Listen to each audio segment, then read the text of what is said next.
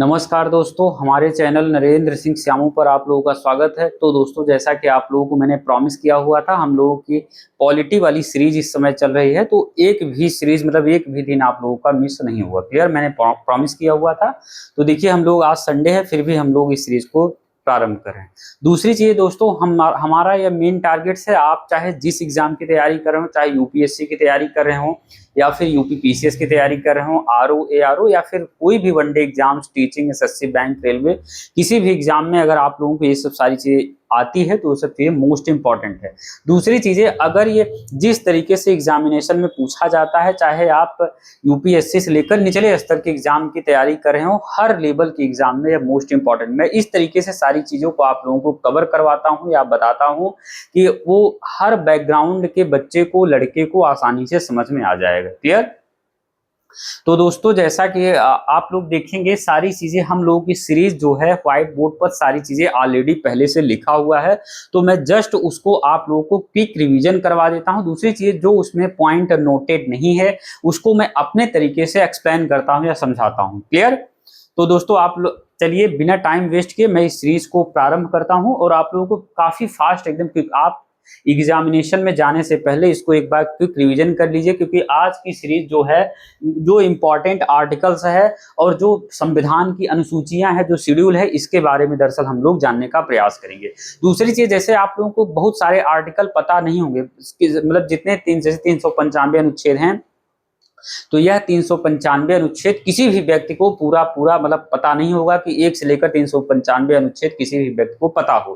तो कुल मिलाकर कहने का मतलब एक रेंज आप लोगों को पता होनी चाहिए कि दरअसल एक रेंज, मतलब जैसे 124 से 147 में उच्चतम न्यायालय आता है तो आता है 124। तो इससे क्या होगा, अगर आप लोगों को एक रेंज पता होगा तो कोई भी एग्जामिनेशन हो, आप उसके एलिमिनेशन के बेस के आधार पर, कॉमन सेंस के आधार पर क्वेश्चन को आसानी से सॉल्व कर ले जाएं। क्लियर। इसी तरीके से किस अनुसूची में क्या है, क्योंकि 12 अनुसूचियां हैं तो इसके बारे में सारी चीजें आप लोगों को क्लियर कट एकदम पता होनी चाहिए। क्लियर। तो ठीक है दोस्तों, आइए, जैसा मैं पढ़ा हुआ हूं, जिस तरीके से आप लोगों को समझने की जरूरत है, उस टाइप से मैं सारी चीजों को यहाँ पर लिखा हुआ हूं कि एक रेंज पता होनी चाहिए कि 1 से 4 में क्या आता है, 5 से 11 में क्या आता है, फंडामेंटल राइट्स किस आर्टिकल से किस आर्टिकल के बीच में आता है, राज्य के नीति निदेशक तो चाहे डीपीएसपी किस आर्टिकल से किस आर्टिकल के बीच में आता है, सुप्रीम कोर्ट किस आर्टिकल से किस आर्टिकल तक आता है, हाई कोर्ट किस आर्टिकल से लेकर किस आर्टिकल तक आता है, इलेक्शन कमीशन किस आर्टिकल से लेकर किस आर्टिकल तक आता है, लोक सेवा आयोग किस आर्टिकल से लेकर किस आर्टिकल तक आता है, संविधान संशोधन किस आर्टिकल में है। तो इन सब सारी चीजों को, जो काफी इंपॉर्टेंट है, मोस्ट इंपॉर्टेंट आर्टिकल, उसके बारे में हम लोग देखने या समझने का प्रयास करेंगे और आज संविधान की 12 अनुसूचियों के बारे में देखने का प्रयास करेंगे। तो आइए दोस्तों, बिना टाइम वेस्ट किए मैं स्टार्ट करता हूं सारी चीजों को। देखिए, इंपॉर्टेंट आर्टिकल, महत्वपूर्ण अनुच्छेद के बारे में देखिए। आर्टिकल 1 से 4, देखिए जिस तरीके से मैं बताऊंगा उसी तरीके से आप लोगों को पढ़ना है या देखना है। आर्टिकल 1 से 4 तक क्या है, संघ और उसके राज्य क्षेत्र के बारे में है, मतलब 28 राज्य और 8 केंद्र शासित प्रदेशों के बारे में। क्लियर। तो 1 से 4 में संघ और उसका राज्य क्षेत्र, आर्टिकल 5 से लेकर 11 में नागरिकता के बारे में, सिटीजनशिप के बारे में, किस तरीके से आप सिटीजनशिप एडॉप्ट कर सकते हैं, ले सकते हैं, किस तरीके से आप सिटीजनशिप, आपकी नागरिकता जा सकती है या खत्म हो सकती है, इसके बारे में आर्टिकल 5 से 11 तक में है। आर्टिकल 12 से 35 में फंडामेंटल राइट्स के बारे में है, मौलिक अधिकार के बारे में है। आर्टिकल 36 से 51 में राज्य के नीति निदेशक तो डीपीएसपी के बारे में है। आप लोगों को सारी चीजें स्टेप बाय स्टेप आप लोगों को समझाया जाएगा। आर्टिकल जो मैंने कहा फंडामेंटल राइट्स, आप लोग 12 से 35 में है, सारी चीज एक एक आर्टिकल बताऊंगा, 12 में क्या है, 13 में क्या है, 14 में क्या है, 15 में क्या है। फिर एक बार क्विक रिवीजन कर लीजिए, क्योंकि एग्जामिनेशन हॉल में जाने से पहले ये चीजें पता होनी चाहिए। आर्टिकल 36 से 51 में राज्य के नीति निदेशक डीपीएसपी के बारे में है। आर्टिकल 51 का में मूल कर्तव्य है, फंडामेंटल ड्यूटीज के बारे में है। आर्टिकल 52 से लेकर 151 में संघ के बारे में है, यानी केंद्र सरकार के बारे में है। आर्टिकल, अब इसी में देखिए, इस 52 से 151 के बीच में ये सब आते हैं। आर्टिकल 52 से लेकर 78 में राष्ट्रपति और उपराष्ट्रपति के बारे में है। आर्टिकल 79 से लेकर 122 में संसद के बारे में है। आर्टिकल 123 में जो है राष्ट्रपति के अध्यादेश जारी करने की शक्ति के बारे में है। आर्टिकल 124 से लेकर 147 में उच्चतम न्यायालय यानी सुप्रीम कोर्ट के बारे में दिया गया है। आर्टिकल 148 से लेकर 151 में भारत के नियंत्रक महालेखा परीक्षक के बारे में दिया गया है। आर्टिकल 152 से 237 में राज्य के बारे में यानी स्टेट के बारे में है। आर्टिकल 153 से 167 में राज्यपाल यानी गवर्नर के बारे में दिया गया है। आर्टिकल 168 से लेकर 212 में राज्य के विधानमंडल के बारे में दिया गया है। आर्टिकल 213 में जो है राज्यपाल की अध्यादेश जारी करने की शक्ति के बारे में, जिस प्रकार आप याद कर सकते हैं आर्टिकल 123 में राष्ट्रपति की अध्यादेश जारी करने की शक्ति, आर्टिकल 213 में राज्यपाल की अध्यादेश जारी करने की शक्ति। आर्टिकल 214 से 232 में राज्यों के उच्च न्यायालय के बारे में है। आर्टिकल 233 से लेकर 237 अधीनस्थ न्यायालय यानी सबऑर्डिनेट कोर्ट्स के बारे में दिया गया है। आर्टिकल 243 से 243 अड़ में पंचायतों के बारे में है, यानी जो होती है 3 स्तर पंचायत, ग्राम पंचायत, क्षेत्र पंचायत, जिला पंचायत, वो पंचायत। आर्टिकल 243 के 243 के यक्षम नगर पालिका के बारे में है। नगर पालिका में 3 स्तर के होते हैं, नगर पंचायत, नगर परिषद, नगर निगम, इनके बारे में। आर्टिकल 244 से 244 इक्का में अनुसूचित और जनजाति क्षेत्र के बारे में है। आर्टिकल 245 से 265 में संघ और राज्यों के बीच संबंधों के बारे में दिया गया है। आर्टिकल 245 से 255 में, अब इसी में देखिए 245 से 265 एक रेंज के संघ और राज्यों के बीच संबंध, मतलब सेंटर स्टेट के बीच रिलेशनशिप के बारे में दिया गया है। और इसी में 245 से 255 में इनके विधायी संबंधों के बारे में दिया गया है। और 256 से 263 तक प्रशासनिक संबंधों के बारे में दिया गया है केंद्र और राज्यों के बीच। अब यहाँ पर देखिए आर्टिकल 300 के क में संपत्ति का अधिकार, राइट टू प्रॉपर्टी के बारे में दिया गया है। क्लियर, संपत्ति का अधिकार पहले फंडामेंटल राइट्स था, आर्टिकल 31 में था, इसको हटा करके जो है इसको लीगल राइट, कानूनी अधिकार बना दिया गया। इसको आर्टिकल 300 के क में रखा गया है, राइट टू प्रॉपर्टी या संपत्ति के अधिकार को। आर्टिकल 301 से 307 में भारत के राज्य क्षेत्र के भीतर व्यापार, वाणिज्य और समागम के बारे में है, आर्टिकल 301 से लेकर 307 तक। क्लियर। आर्टिकल देखिए 315 से लेकर 323 में लोक सेवा आयोग के बारे में है। क्लियर, 315 से लेकर 323। आर्टिकल 324 से लेकर 329 निर्वाचन या इलेक्शंस के बारे में है। आर्टिकल 343 से लेकर 351 राजभाषा के बारे में है। उसके बाद आर्टिकल 352 से लेकर 360 आपात उपबंध मतलब इमरजेंसी के बारे में प्रावधान है। आर्टिकल 368 में जो है संविधान संशोधन या कॉन्स्टिट्यूशनल अमेंडमेंट के बारे में दिया गया है। अब आइए दोस्तों हम लोग फटाफट जो है संविधान की अनुसूचियां यानी शेड्यूल ऑफ इंडियन कॉन्स्टिट्यूशन के बारे में क्विक रिवीजन कर लेते हैं, आसानी से देख लेते हैं। अब देखिए क्योंकि आप लोगों को पता होगा संविधान में टोटल 12 अनुसूचियां हैं। क्लियर, मूल रूप से संविधान में 8 अनुसूचियां थी, लेकिन प्रेजेंट टाइम में इसमें जो है 12 अनुसूचियां हैं, ये बात ध्यान रखिएगा। मूल रूप से संविधान में कई बार पूछता है, मूल रूप से संविधान में 8 अनुसूचियां थी, लेकिन वर्तमान समय में संविधान में 12 अनुसूचियां हैं। अब देखिए 1 से लेकर 12 तक लिखा गया है, पहली से लेकर 12वीं तक, तो देख लेते हैं किसमें क्या है। पहली अनुसूची में 28 राज्य और 8 केंद्र शासित प्रदेशों के बारे में दिया गया है। दूसरी अनुसूची में वेतन, भत्ते और पेंशन के बारे में दिया गया है। किसके वेतन, भत्ते, पेंशन के बारे में दिया गया है? तो जैसे अगर मैं बात करूं जो है जैसे राष्ट्रपति और राज्यपाल के वेतन, भत्ते, पेंशन के बारे में दिया गया है। और उसके बाद लोकसभा अध्यक्ष, उपाध्यक्ष के बारे में, राज्यसभा के सभापति, उपसभापति के बारे में, उसके बाद विधानसभा के अध्यक्ष, उपाध्यक्ष के बारे में, विधान परिषद के सभापति और उपसभापति के बारे में, उच्चतम और उच्च न्यायालय के न्यायाधीशों के बारे में मतलब दिया गया, उनके वेतन, भत्ते, पेंशन के बारे में। तो इन भारत के नियंत्रक महालेखा परीक्षक के वेतन, भत्ते, पेंशन के बारे में दिया गया है दूसरी अनुसूची। क्लियर, एक बार फिर से रिवीजन करवा देता हूं। देखिए दूसरी अनुसूची में वेतन, भत्ते, पेंशन के बारे में, अब किसके वेतन, भत्ते, पेंशन के बारे में दिया गया है? जैसे लोकसभा के अध्यक्ष और उपाध्यक्ष के वेतन, भत्ते, पेंशन, राज्यसभा के सभापति और उपसभापति, विधानसभा के अध्यक्ष और उपाध्यक्ष, विधान परिषद के सभापति और उपसभापति, उच्चतम और उच्च न्यायालयों के न्यायाधीशों के बारे में, भारत के नियंत्रक महालेखा परीक्षक के वेतन, भत्ते, पेंशन के बारे में, और राष्ट्रपति और राज्यपाल के वेतन, भत्ते, पेंशन के बारे में दिया गया है दूसरी अनुसूची में, याद रखिएगा। तीसरी अनुसूची में जो हमने ऊपर पढ़ा, जिनके बारे में, जिनके वेतन, भत्ते, पेंशन के बारे में दिया गया है दूसरी अनुसूची में, तीसरी अनुसूची में उन्हीं के शपथ ग्रहण के बारे में दिया गया है। लेकिन केवल जो है आप लोग याद रखिएगा, केवल राष्ट्रपति प्लस राज्यपाल के शपथ ग्रहण के बारे में नहीं दिया गया है, इनके बारे में अलग से प्रावधान, ये बात याद रखिएगा। दूसरी अनुसूची में क्या है, इनके वेतन, भत्ते, पेंशन के बारे में दिया गया है, मैंने बताया। और तीसरी अनुसूची में इन्हीं के शपथ ग्रहण का मतलब पूरे मेंबर शामिल नहीं है, क्योंकि उसमें राष्ट्रपति और राज्यपाल भी शामिल है।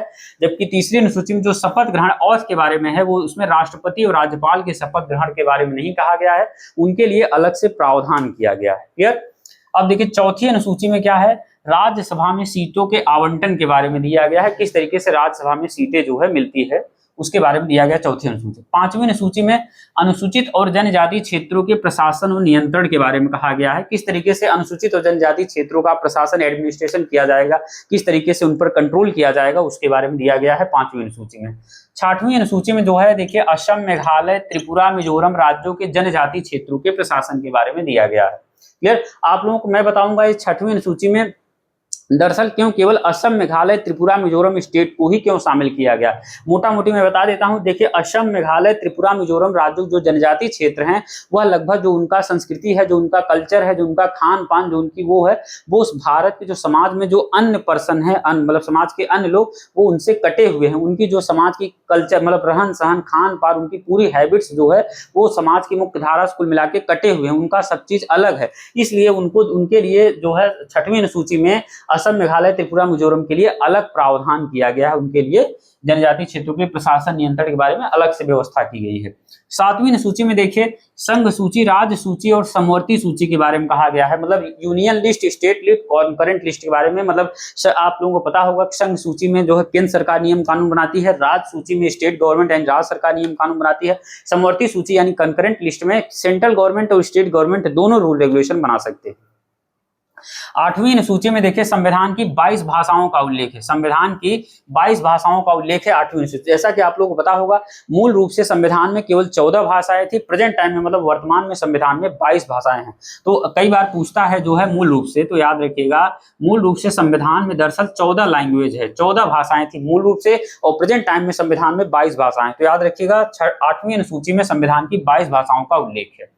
नवीं सूची में देखिए भूमि सुधार के बारे में, लैंड रिफॉर्म के बारे में और जमींदारी उन्मूलन के बारे में दिया गया है। नवीं याद रखिएगा, नवीं सूची भूमि सुधार, जमींदारी उन्मूलन के बारे में दिया गया है।